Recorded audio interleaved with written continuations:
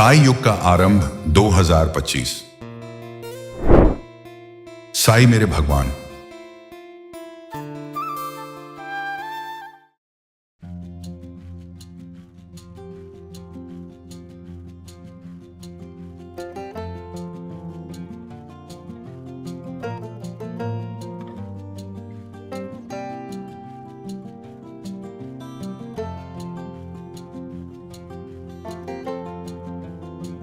बॉलीवुड अभिनेता और समाज सेवी सोनू सूद हाल ही में शिरडी दौरे पर पहुंचे।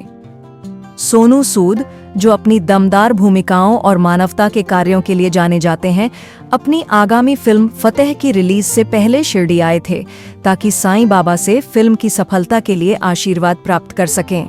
फतेह एक एक्शन पैक्ड फिल्म है जो दर्शकों को कुछ नया देने का वादा करती है। जैसे ही सोनू सूद फिल्म की रिलीज के लिए तैयार हो रहे हैं, उन्होंने शिरडी आकर साईं बाबा से आशीर्वाद लिया ताकि उनकी फिल्म सफल हो। इस यात्रा के दौरान सोनू सूद ने अपने प्रशंसकों से भी मुलाकात की और उनके प्यार और समर्थन के लिए आभार व्यक्त किया। सोनू सूद की शिरडी यात्रा हमें विश्वास और मेहनत की अहमियत याद दिलाती है।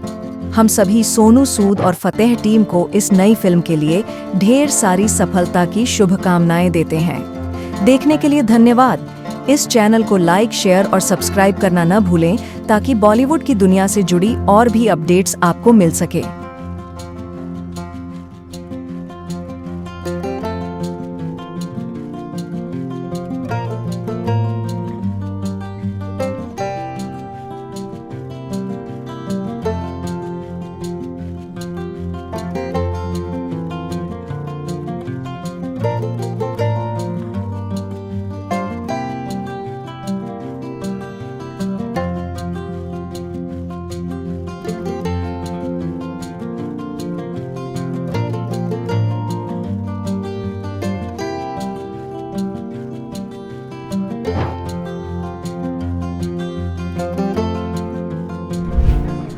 मैं अपनी ज़िंदगी का सफ़र बाबा के यहाँ से शुरू किया था और अब फतेह मेरी फ़िल्म जो मैंने खुद डायरेक्ट भी की है वो 10 जनवरी को रिलीज़ होने वाली है।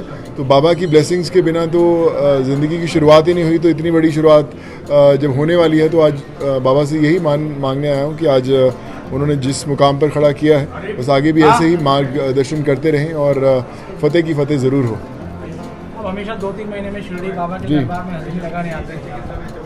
2 से ढाई साल बीत गया बीच में। जी, मैं अभी वही बात कर रहा था कि कितने सालों से, कम 22 सालों से मैं हमेशा बहुत रेगुलरली आता रहा, पर पिछले 2 साल से फतेह बनाने में थोड़ा व्यस्त हो गया। बहुत ट्रैवलिंग चालू था, लेकिन मैं मिस हमेशा कर रहा था कि मैं कब बाबा के दर्शन करने जाऊंगा। और अब जब फिल्म ख़त्म हुई और रिलीज़ पर है तो मैं वापस बाबा से वही दुआ मांगने आया हूँ कि जिस मुकाम पर उन्होंने लाकर आज खड़ा किया हुआ है और इसी से शुरुआत की थी बाबा के यहाँ से, और फतेह की शुरुआत भी बाबा के यहाँ से होगी।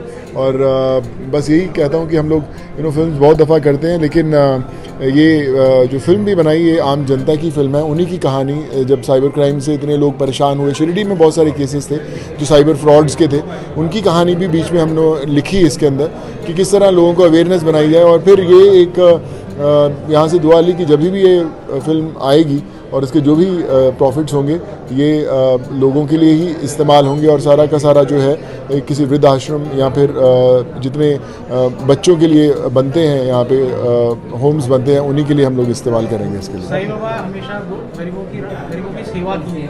आप भी बाबा की तरह गरीबों की मसीहा यहाँ पर निकल पड़े।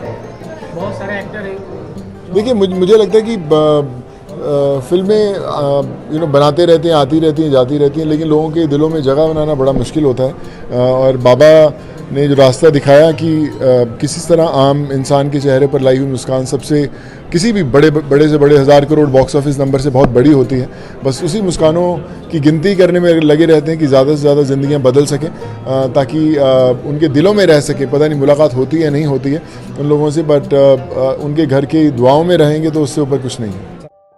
Producer J.B. Singh, Chairman of Sai Kamala Charitable Trust, Shirdi.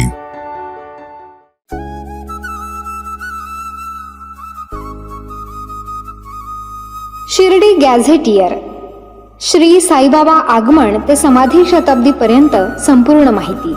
ही काल्पनिक कादंबरी नाही किंवा साईबाबांचे प्रदीर्घ असे चरित्रही नाही.